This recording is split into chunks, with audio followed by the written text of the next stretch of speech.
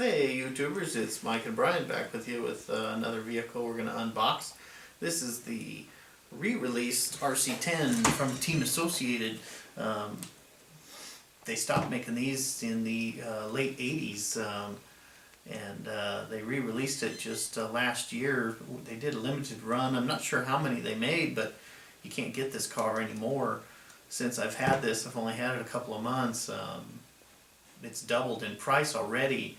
A lot of people would say leave this in the box forever for wait another 20 years, but I think, and I could be wrong, but the re-release version is probably not going to be as valuable as the originals from the 80s.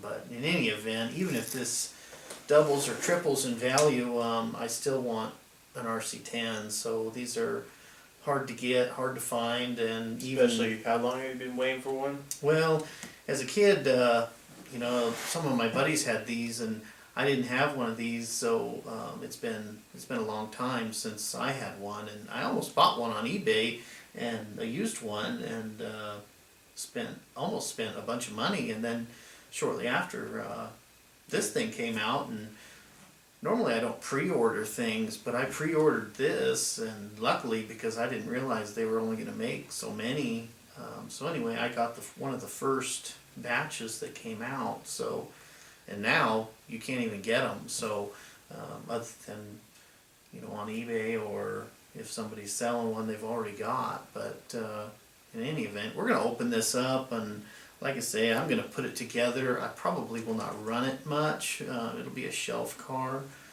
but we're going to open it anyway, and I'm going to keep it. So regardless of what this thing goes up in value or whatever in the box as it is, I don't really much care. So I'm going to keep it. So someday we might get rid of it, but it won't be anytime soon. These were, back in the day, these changed the way RC cars were driven and raced and designed so substantially that when these came out, if you had an RC10, you were racing it. Everybody else that was running anything else might as well have just gone home. It was so superior than anything else on the market at the time that these things just blew the doors off of everything. And this is the way it came even back in the 80s, just basically a box full of parts. You got a kit, and you had to put the car together, build the shocks, put the tires on the rims, and put all your electronics in there. Nowadays you get it ready to run, and all that work's done for you. Kind of took a little bit out of the hobby with all the ready to runs out there, but this was the way it was done back in the day, and this is what you got. And this is more, to me, the hobby style car. This is what you want to get, is a box full of parts, and it takes, you know, 2 or 3 days to put the thing together, and you're going to spend some more time, you know, cutting the body out and painting it. But in any event, we'll take all these parts and pieces out. Go ahead and zoom out on that just so you can see the whole thing. You got, this is the transmission here. This came, this is before the Stealth tranny.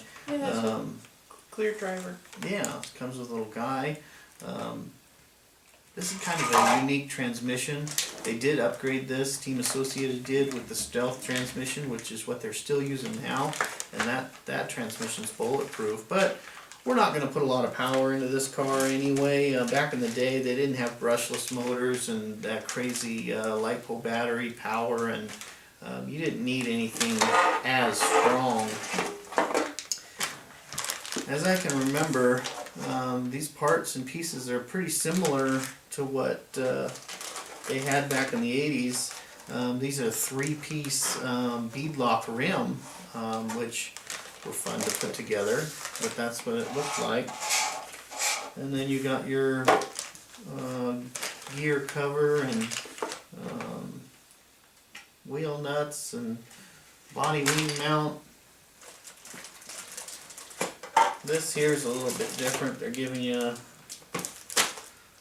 a current setup tool, manual,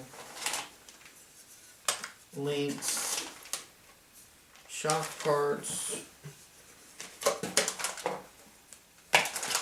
suspension parts, and Gold chassis. this is the gold pan chassis. This is what was to be envied back in the day.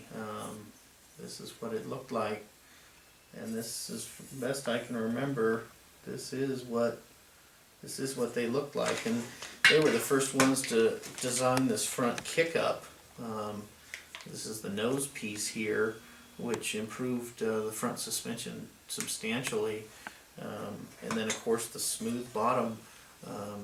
It would slide over all the bumps and all the countersunk screws. And anyway, we're gonna put this thing together. We probably won't do much of a build on it because we're gonna take our time and Make sure it comes out right. yeah, try to put it together the way it should be looking like. And I don't know if I'm gonna put a motor in it or not. Like I say, I'm probably not gonna drive it much. The only difference that I think this car came is the battery holder is gonna accept the new square LiPo style batteries. But and then of course this is the old style body, and like I say, back in the day you had to cut all that out and paint it yourself, and nothing was ready to run. So it's kind of A little bit of a challenge. a little bit more work, but that's part of the hobby. So in any event, those are the parts and pieces to the car, and once we get it all put back together, we'll give you a show and show you what it looks like all done. But that's the new re-released unboxing of the RC10. So we'll see you next time.